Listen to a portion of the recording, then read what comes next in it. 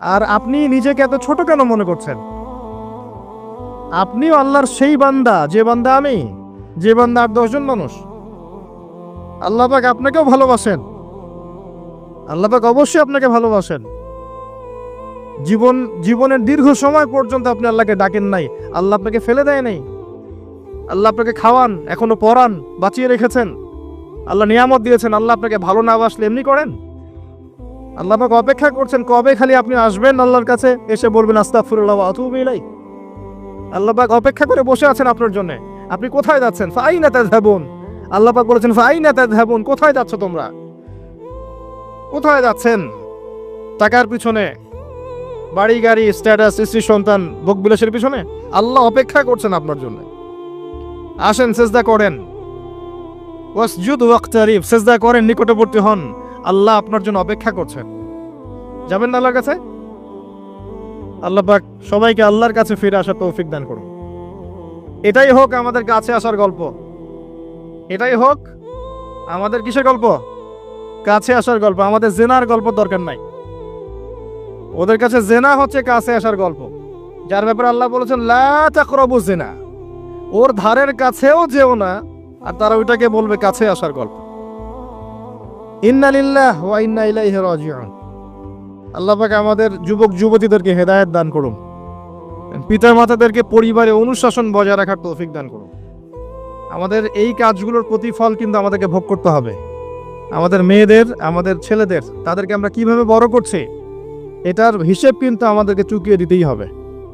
পিতামাতাদেরকে বলবো সচেতন হয়ে যান। আল্লাহ পাক তৌফিক এনায়েত করুন, আমিন।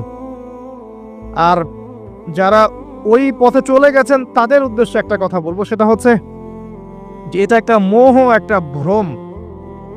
বাস্তবতা হচ্ছে যে আপনাকে প্রতিশ্রুতি দিচ্ছে সে আপনাকে অনেক ভালোবাসে, আদতে সে আপনাকে ভালোবাসে না। আদতে সে আপনার অবস্থানকে ভালোবাসে। আপনি আজ হোক আর কাল হোক এটা বুঝতে পারবেন যে সে আপনাকে ভালোবাসে না, আপনার অবস্থানকে ভালোবাসে। আপনার অবস্থান যদি ভালো থাকে সে আপনাকে ভালোবাসবে, অবস্থান ভালো না থাকলে ভালোবাসবে না। একইভাবে আপনি একটা মেয়ের কাছে যে ভোগবিলাস চাচ্ছেন, একটা ছেলে একটা গায়রে মারা মেয়ের সাথে ফ্রি মিক্সিং করলে তার একটাই উদ্দেশ্য থাকে, সেই মেয়েটাকে ভোগ করা। সুযোগ পেলেই সে মেয়েটাকে ভোগ করে ফেলবে। একইভাবে এই মেয়েও দেখবেন আপনার যতটুকু সামর্থ্য আছে, অর্থবিত্ত যা যা আছে, এটাকে সে ইউজ করার চেষ্টা করছে তার স্বার্থে। বাস্তবিক অর্থে দুজন দুজনকে ভালোবাসে না মোটেই, দুজন দুজনের স্বার্থকে ভালোবাসে। ভালোবাসা আল্লাহর পক্ষ থেকে আসে। কখন আসবে? যখন আপনি হালালের উপর থাকবেন, যখন আপনি বিয়ে করবেন হালালভাবে।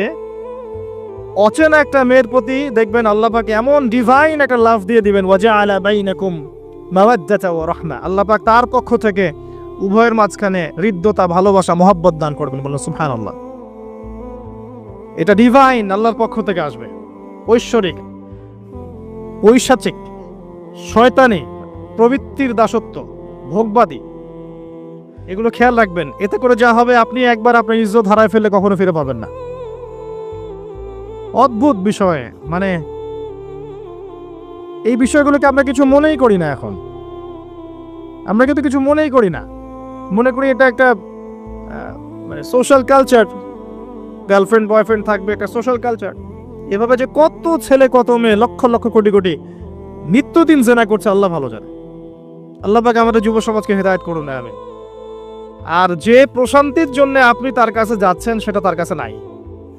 প্রশান্তি আছে কোরআনের কাছে, প্রশান্তি আছে নবীর সুন্নাহয়, প্রশান্তি আছে আল্লাহর জন্য সেজদায়। তার আল্লাহর জন্য আল্লাহকে স্মরণ করে আপনি কাঁদবেন, প্রশান্তি পাবেন। আল্লাহর জন্য কিছু কাজ করবেন, তার দিনের কোনো খেদমত করবেন, প্রশান্তি পাবেন। আল্লাহর কোরআনের 10টা আয়াত মুখস্থ করেন, মনে এমন শান্তি আসবে যেটা আপনি কোথাও পাবেন না। আমি চ্যালেঞ্জ করে বলছি আপনাকে, আপনি আল্লাহর কিতাবের আজকে গিয়ে 5টা আয়াত মুখস্থ করেন, অর্থটা পড়বেন, কয়েকবার চর্চা করেন, মানুষকে শোনান, আপনি মনে এমন একটা প্রশান্তি পাবেন যেটা পৃথিবীর কোনো জায়গায় পাবেন না। আপনি যে প্রশান্তির জন্য এখানে যাচ্ছেন এটা ওখানে নাই। কোরআনের কাছে আছে, সেজদায় আছে, নামাজে আছে, তাহাজ্জুদে আছে, আল্লাহর জিকিরে আছে। আর নেককার স্ত্রীর কাছে আপনি প্রশান্তি পাবেন। এটা আল্লাহ আপনাকে গিফট দিয়েছেন। আদম আলাইহিস সালামকে আল্লাহ পাক দিয়েছেন না? তার একাকী বোধ হচ্ছিল জান্নাতে, আল্লাহ পাক সঙ্গিনী সৃষ্টি করেছেন। এখানে আপনি প্রশান্তি পাবেন, বাকিগুলো প্রশান্তির উৎস নয়। পরে দেখা যাবে ওখানে ছাকা খেয়েছে, খেয়ে তারপরে মাদক সেবন করবে, তারপরে মিউজিকের কাছে যাবে, তারপরে দেখবেন যে পতিতালয়ে যাচ্ছে, তারপরে হয়তো গুন্ডামি করবে, জীবনটা উচ্ছৃঙ্খল হয়ে গেল। কেউ কেউ আত্মহত্যাও করবে। কারণ হচ্ছে ওই যে শুরুতে একটা মেয়ের সাথে প্রেম করে ছাকা কেস, ওখানে প্রশান্তি খুঁজেছে, শয়তান এদেরকে নিয়ে খেলেছে, একবারে দুজনের জীবন নষ্ট করে ফেলেছে। আদতে কি হলো, মুসলিম উম্মাহ থেকে 2টা নক্ষত্র ঝরে গেল। হয়তো ওই যুবককে দিয়ে দিনের কোনো খেদমত হতো, এখন আর হলো না। হয়তো ওই যুবক তার যৌবনকালটা ইবাদত করে কাটাতে পারতো, আরো সে ছায়া ছায়া পেত, আর পেল না। শয়তান সাকসিড, শয়তান জিতে গেল। এ হচ্ছে বাস্তবতা। বাস্তবতা বোঝেন, আল্লাহর কাছে ফিরে আসেন, আল্লাহ আপনার অপেক্ষা করছে। আসবেন না আল্লাহর কাছে? এটাই হোক আল্লাহর কাছে আমাদের কাছে আসার গল্প। আল্লাহ পাক আমাদেরকে তৌফিক দান করুন, আল্লাহুম্মা আমিন। তো সুন্নতের কথা বলতে গিয়ে আসলাম। নবী সাল্লাল্লাহু আলাইহি ওয়াসাল্লামের সুন্নাহ আমরা যেন আমাদের সামগ্রিক জীবনে পালন করার চেষ্টা করি, আল্লাহ পাক চেষ্টাটা যেন কবুল করেন, আমিন। এরপরে আছে সালাতের কথা, তারপরে আছে আপনার যাকাতের কথা। নিসাব পরিমাণ সম্পত্তি হয়ে গেলেই যাকাত দিতে হবে। এটা নফল কিছু নয়, ফরজ জিনিস। যদি আপনি সামর্থ্যবানদের যাকাতগুলো কালেক্ট করতে পারতেন, কেউ যদি পারত, দেখতেন এই যাকাতের অর্থগুলো দিয়ে এত এত মানে বিগ বিগ প্রজেক্ট করা যেত, যেটা আপনি কল্পনা করতে পারবেন না। এটা কিন্তু নফল কিছু নয়, দিতেই হবে বাধ্যতামূলক। যাকাত আল্লাহ পাক এই জন্য ফরজ করেছেন যাতে করে সমাজের মধ্যে ধনী এবং গরিবের সাম্য বজায় থাকে। এটা গরিবের হক। যাদের উপর যাকাত ফরজ হয়েছে তারপরেও যাকাত দিচ্ছে না, এদের সম্পত্তিগুলোকে আল্লাহ পাক কিয়ামতের দিন গলাবেন, মানে ধাতুতে পরিণত করে গলাবেন, গলিয়ে কপালে, গালে, পিঠে, চেহারায় লেপটে দিবেন। বলেন নাউজুবিল্লাহ। সূরা তাওবা পড়ে দেখেন, সূরা তাওবার মধ্যে এটা আছে। সম্পত্তি গলানো হবে, গলে একটা সোনা, তামা, ব্রোঞ্জ এগুলো গলালে কেমন হবে?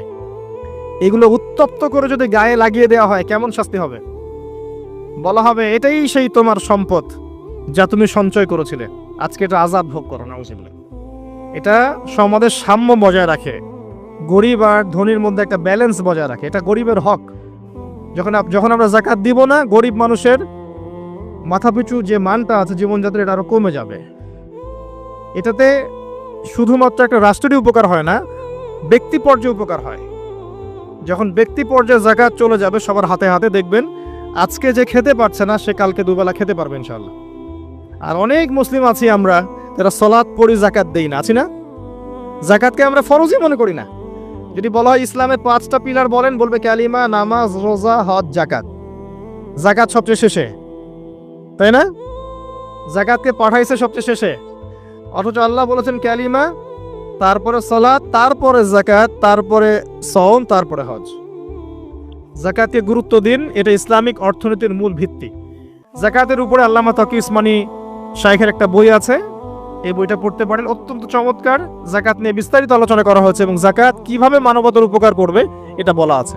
আজকে এটা টপিক না, আমি না হলে অনেক লম্বা কথা বলতে পারতাম। আল্লাহ পাক আমাদের সবাইকে যাকাত দেওয়ার তৌফিক দান করুন, আমিন। আপনি যাই করেন, আমার কথা শোনেন, আপনি যাই করেন, যত পাপই করেন না কেন, নামাজটা ছাড়েন না। নামাজটাই আপনাকে ইনশাআল্লাহ পাপ থেকে দূরে রাখবেই ইনশাআল্লাহ। যে ব্যক্তি নামাজ পড়ে তার মধ্যে একটা মনের মধ্যে একটা ভয় কাজ করে যে আমি নামাজ পড়লাম, কিভাবে ঘুষ নিব? নামাজটা পড়লাম, কেন সুদ খাবো? নামাজ পড়লাম, কেন মানুষকে ঠকাবো? তার মনের ভিতর কিন্তু একটা সারা একটা নকিং হবেই। ইন্না সলাতা তানহা আনিল ফাহশাই ওয়াল মুনকার। সালাত আপনাকে সমস্ত অশ্লীল এবং গর্হিত কাজ থেকে বিরত রাখবে ইনশাআল্লাহ। নামাজটা ছাড়েন না। যত পাপ করছেন করেন, আমি বলি নামাজ ছাড়েন না। ইনশাআল্লাহ একদিন নামাজই আপনাকে পাপ থেকে বের করে আনবে ইনশাআল্লাহ। শয়তান আপনাকে হতাশ করতে চাইবে। শয়তান আপনাকে হতাশ করতে চাইবে যে তুই তো গার্লফ্রেন্ডের সাথে কথা বললি, রাতের বেলা পর্ন দেখলি, তুই তো ফ্রি মিক্সিং এ আছিস, তুই মাদক দ্রব্য খাচ্ছিস, তুই কাজে ফাঁকি মারিস, তুই ট্যাক্স আদায় করিস নাই, দুর্নীতি করছিস, তুই আবার নামাজ পড়বি কেন? শয়তান আপনাকে এগুলো বোঝাবে কিন্তু যে নামাজ তো আমার শোভা পায় না, আমি তো অনেক পাপী মানুষ। এই ধোকায় পা দিবেন না। আপনি নামাজ কন্টিনিউ করতে থাকেন, ইনশাআল্লাহ আল্লাহ পাক আপনাকে পাপ থেকে বের করে আনবেন ইনশাআল্লাহ। ওই নামাজটা যদি ছেড়ে দেন তাহলে আর কোনো হাতিয়ার বাকি থাকবে না। আর আপনি যত পাপ করেন না কেন, মায়ুস হবেন না, মন ছোট করবেন না। আপনার একটা সেজদা, যে সেজদা আপনি চোখের পানি ঢেলে দিয়েছেন আল্লাহর কাছে, যে আল্লাহ আমার ভুলগুলো তুমি মাফ করে দাও, আমার তওবা তুমি কবুল করো, ইনশাআল্লাহ দেখবেন ওই একটা সেজদা যদি কবুল হয়ে যায় আল্লাহ পাক আপনার সব গুনাহ মাফ করে দিবেন ইনশাআল্লাহ। হতাশ হবেন না। শয়তান হতাশ করতে চাইবে মানুষকে, শয়তান মানুষকে হতাশ করতে চাইবে। এমনকি আপনার যদি পাহাড়ের পরিমাণ ঋণ থাকে, ওই ঋণ শোধ করার ব্যবস্থা আল্লাহ পাক করে দিবেন ইনশাআল্লাহ তাআলা। হতাশ হবেন না, নামাজ ছাড়েন না। আর আমি একটা কথা বারবার বলেছি, আবারও বলছি যে চলমান যে 3G 4G নামাজগুলো চলছে এগুলো থেকে নিজেকে দূরে রাখবেন। সব এখন ডিজিটাল, নামাজও ডিজিটাল। দেখা যায় যে 5 মিনিটের মধ্যে 4 রাকাত নামাজ শেষ, মাশাআল্লাহ। ইমাম সাহেব যদি 10 মিনিট পড়ায় দেয় তাহলে তো তার চাকরি নট। বোঝেন না এত তারা, আমার সময় নাই, আমরা ব্যস্ত মানুষ, এত সময় লাগে নামাজ পড়তে? ইমাম সাহেবকে বলছে,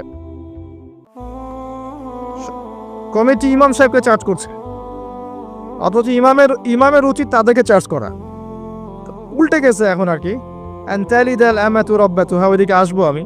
দাসী তার মনিবকে জন্ম দিবে, মানে সমাজের ন্যায় অন্যায় ভালো মন্দ হক বাতিলের মানদণ্ড উল্টে যাবে। দাসী কখনো মনিবকে জন্ম দেয়?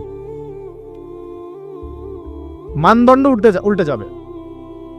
আসেন রিল্যাক্সে নামাজ পড়বেন ইনশাআল্লাহ। আল্লাহ পাক তৌফিক দান করুন। নামাজের মধ্যে যা পড়ছেন এটাকে বোঝার চেষ্টা করতে হবে অর্থটা, তখন দেখবেন নামাজে মনোযোগ বাড়বে ইনশাআল্লাহ। তার আগে অজুটাকে ভালো করে করবেন, তাড়াহুড়া করে অজু করবেন না, রিল্যাক্সে অজু করেন, অজুর অঙ্গগুলোকে সুন্দর করে ধন। অজু পরিষ্কার হয় না, এই জন্য নামাজে মনোযোগ থাকে না। আর একটা বদ অভ্যাস আমারও আছে, আপনাদের সবারও আছে আমি জানি। অজুতে আমরা যে পরিমাণ পানি খরচ করি, এই পরিমাণ পানি দিয়ে নবী সাল্লাল্লাহু আলাইহি ওয়াসাল্লাম গোসল করতেন। হ্যাঁ, আর আপনার মাথায় যত চুল আছে তার চেয়ে বেশি চুল ছিল নবী সাল্লাল্লাহু আলাইহি ওয়াসাল্লামের মাথায়। দিন দিন ঢাকা শহর সহ বড় বড় যে সিটিগুলো আছে এগুলোর পানির লেয়ার নিচে নেমে যাচ্ছে। আমাদের অপচয়ের কারণে এমন হচ্ছে। প্রচুর পানি আমরা অজুতে অপচয় করি।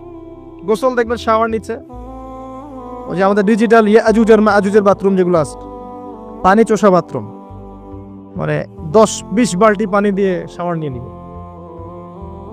হ্যাঁ, আর মহিলা হলে তো কথাই নাই, আরো 10 বালতি এক্সট্রা লাগায়।